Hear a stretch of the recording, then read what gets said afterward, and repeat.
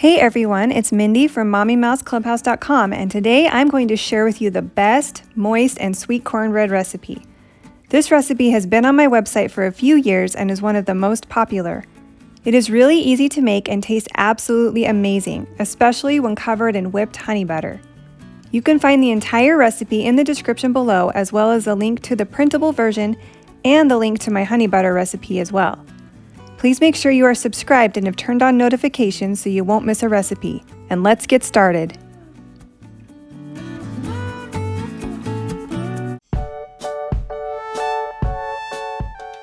Here are the ingredients you'll need to make this cornbread. 1 cup of cornmeal, 3 cups of all-purpose flour, 1 cup of sugar, 2 tablespoons of baking powder, 1 teaspoon of salt, 2/3 cup of vegetable oil, 1/3 cup of butter melted, 2 tablespoons of honey, 4 beaten eggs, and 2.5 cups of milk. In a mixing bowl, add the flour, the cornmeal, the baking powder, and the salt. Use a whisk to mix it together.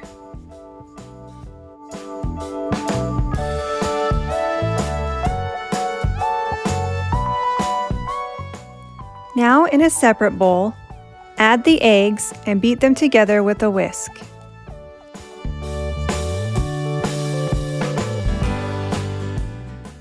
To the eggs, you will add the oil, melted butter, honey, and sugar. You will also want to add the milk at this point, but unfortunately when I was filming this recipe, I forgot. It will be added shortly and actually didn't change the outcome of the cornbread. Mix all of the wet ingredients together. Now add the flour mixture to the egg mixture and whisk together until combined. This is when I noticed that I had forgotten the milk and added it then.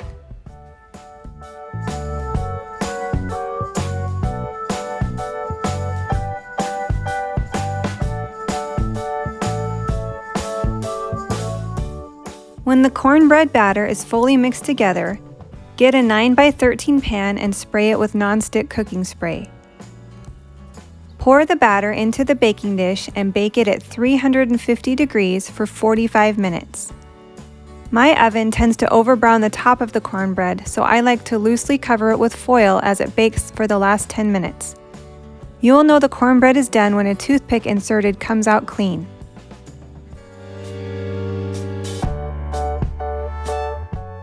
Cut the cornbread into slices and serve it warm with butter and honey, or you can make your own whipped honey butter. This is a great recipe to serve on Thanksgiving or on a cold night with a bowl of soup or chili. Remember to check the description below for the full recipe, and don't forget to subscribe for more delicious recipes. See you next time!